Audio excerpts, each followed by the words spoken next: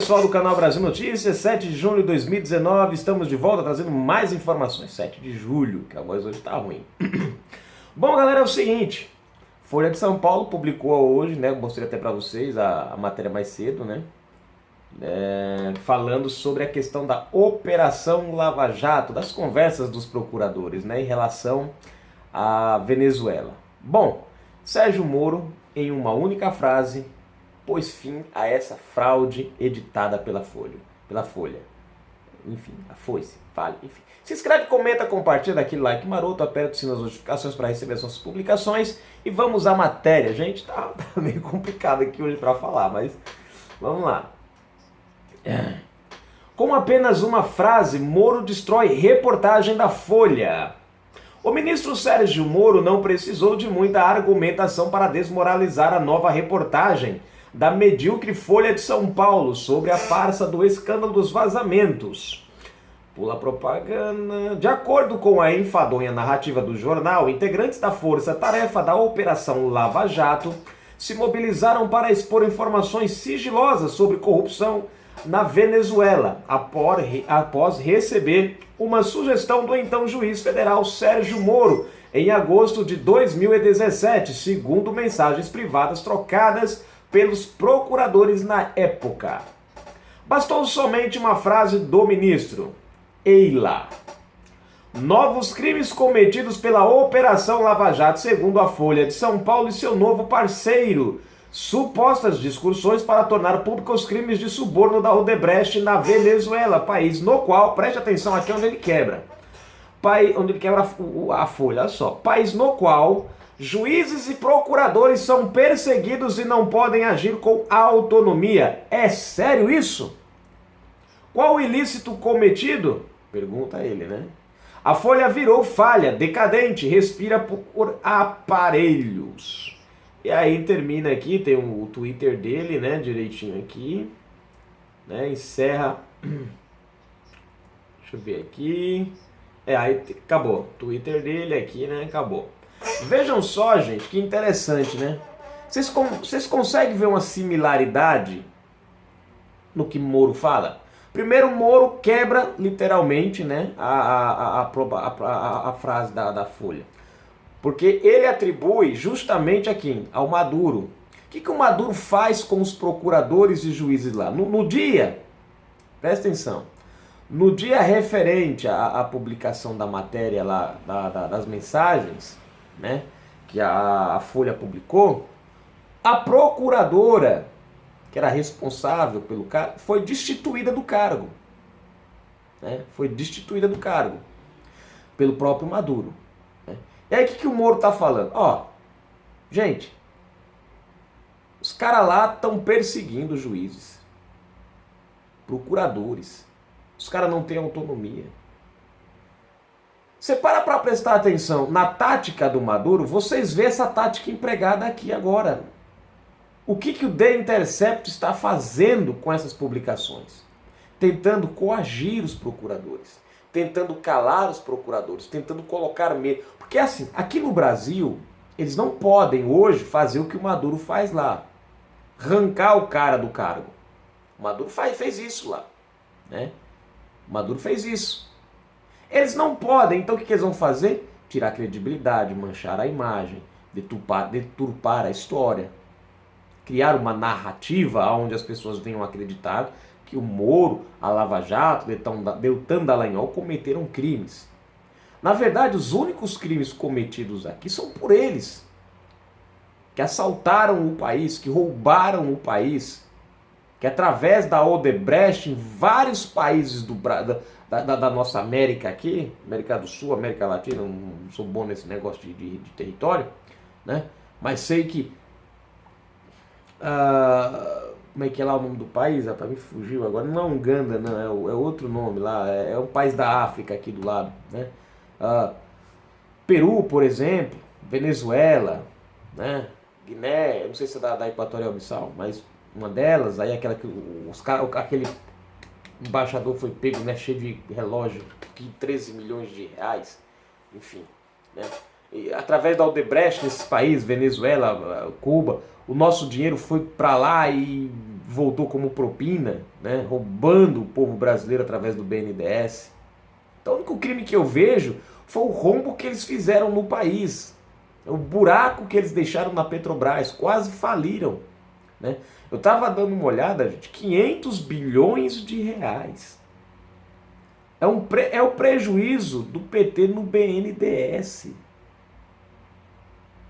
Sabe o que é engraçado? A Venezuela hoje, para se recuperar, sabe de quanto a Venezuela hoje? Vamos supor que hoje a Venezuela, o país, se acertasse bonitinho lá, o presidente se endireitasse, acertasse o rumo da coisa. Você sabe de quanto a Venezuela precisaria para se recuperar? De 3 a 8 bilhões de reais. Olha só, 3 a 8 bilhões. O país quebrou, faliu. 8 bilhões para a Venezuela é dinheiro pra caramba. E o PT levou 500 bi do Brasil. Vocês veem, gente, como a nossa nação é uma potência que aguenta. O Brasil enverga, mas não quer. Cara, o país vizinho, 3 a 8 bilhões para se recuperar e está quebrado no chão. Literalmente, a Venezuela está no chão. E são 8 bilhões de reais para recuperar o país. Nós fomos surrupiados em 8 bilhões, em 500 bilhões. Em 500 bilhões. Você pergunta para onde foi esse dinheiro? Para os outros países. Contas. Gente, deve ter muita conta escondida por aí. Muita. Uma conta que o Palocci mesmo cita de 150 milhões de reais de Lula e Dilma. Fora do Brasil. Palocci cita uma outra conta do PT. Agora, tem as que a gente não sabe. Que estão escondidas por aí. Então você vê, né, a Deltan Dallagnol, os caras usam uma suposta mensagem criticando, né, a ação dos procuradores da Lava Jato relacionada a um país no qual o juiz lá não tem autonomia nenhuma. Vocês veem como é engraçado, né? Eles defendem a ditadura, criticam a ditadura no Brasil, mas defendem a ditadura na Venezuela. Falam em democracia, mas são a favor do Maduro. Um cara que oprime o país. Outro dia, alguém aí veio colocar nos comentários, né, falando bem da Venezuela. Cara, eu conheço venezuelano.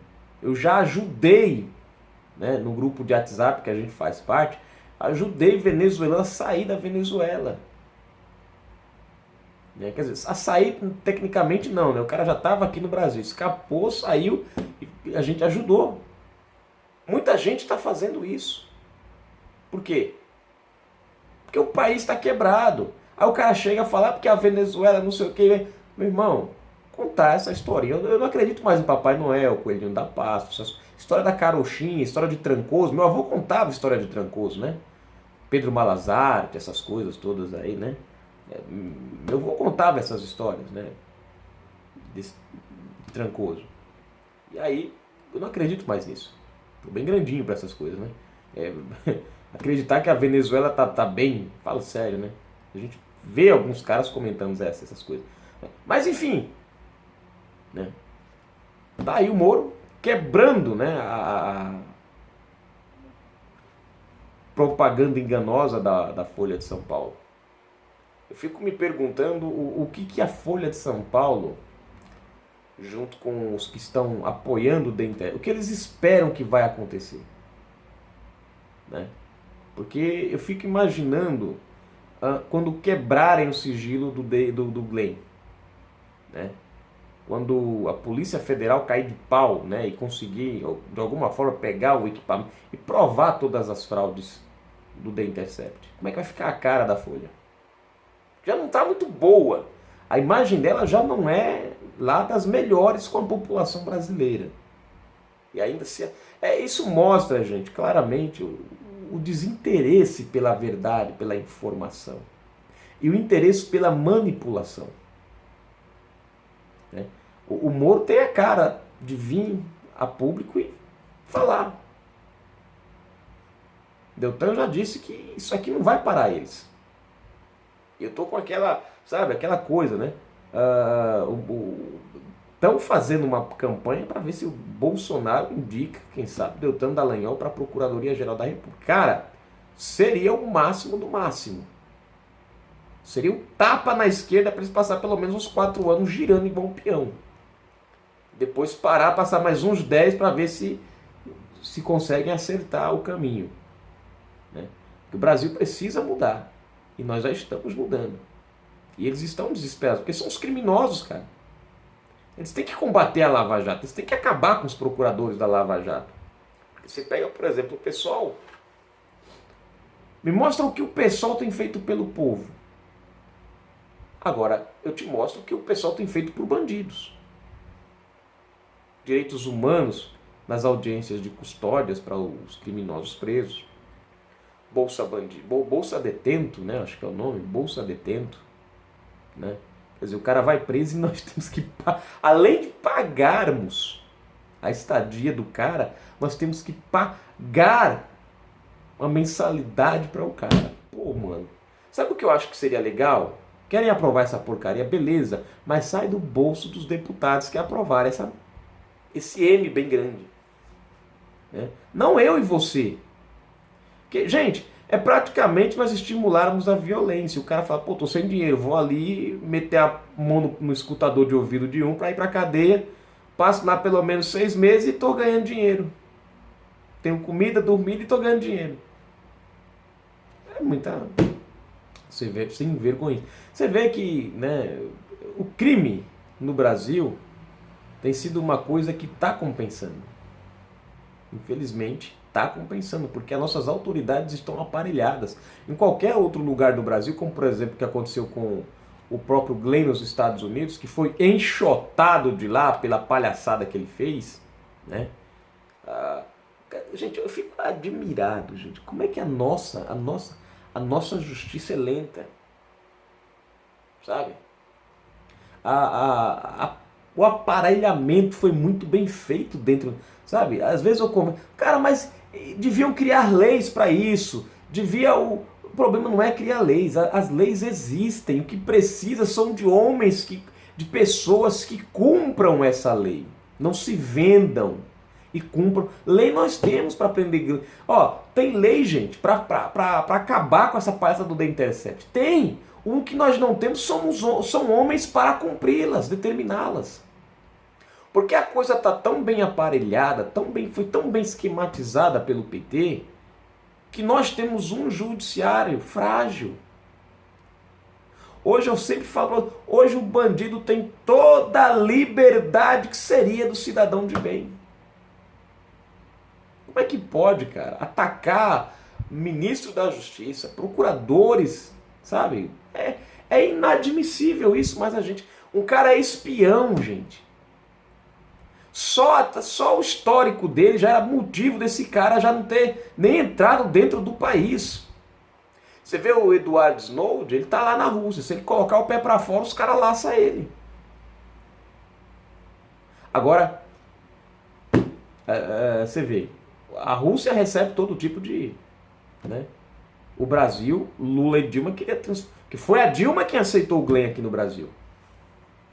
Foi a Dilma quem deu asilo pro cara aqui no Brasil. Então você vê, o Lula deu asilo a um terrorista. Né? O Batiste, né? Cesare Battisti deu asilo ao terrorista. A Dilma deu asilo a um espião. Então nós tínhamos no Brasil um terrorista e um espião. É o fim da picada, gente. É o fim da picada. E mesmo assim eles querem pousar de mocinhos. De donos da verdade, de democracia, enfim. Né? Mas dá-lhe Moro neles. Né? Moro respondeu à altura. Né? Quer comparar.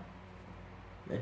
Querem usar mensagens ligadas à corrupção de um país que Porque a ideia, gente, qual é a ideia na época de soltar as mensagens, né? De quebrar o sigilo e tornar público isso daí? Porque a conjuntura que vivia a Venezuela nessa época era quase como o AI-5 aqui no Brasil naquela época. A única diferença é que o AI-5 veio para controlar, né, e acabar com o comunismo. Lá é o contrário, vamos dizer que lá é o AI-5 invertido. Lá o AI-5 é para punir a população venezuelana, é para tomar o país, né? Você vê que os caras falam aqui no Brasil que o militarismo era para tomar o país. Não, o militarismo passou aqui o tempo necessário e depois entregou o poder. Se os militares quisessem realmente tomar o país, eles estavam lá até hoje aqui, né? Estariam no país até hoje. Então é o caso do Maduro lá. O que ele fez? Destituiu procuradores, né? Se blindou, tirou todo mundo que estava investigando. Quer dizer, a Odebrecht ficou, a Lava Jato ficou limitada. Foi dinheiro nosso para lá, cara. Os caras tinham que fazer alguma coisa. Resultou que não foi divulgado, né? Mas Moro lança a defesa dele aí e faz aquele questionamento, né? Vocês estão defendendo um país nos quais perseguem. E aí você para analisar o que o The Intercept está fazendo, é o que o PT, o que é o pessoal, o PC estão fazendo com os procuradores aqui no Brasil, perseguindo eles. Não podem fazer da mesma forma que o Maduro faz, mas fazem de outro jeito. Estão aí tentando, né, desmanchar o trabalho da Lava Jato, se livrarem da cadeia e tentar soltar um dos maiores criminosos da história, Lula. Tá aí, gente, canal Brasil Notícias, trazendo mais informações para vocês. Agora eu encerro. Agora há pouco eu falei no jogo do Brasil, né, do Bolsonaro ali, que ia ser a última, mas eu vi essa matéria aqui e falei, vou publicar. Gente, um abraço para vocês. Agora eu vou descansar para amanhã nós voltarmos ao trabalho. Fiquem com Deus.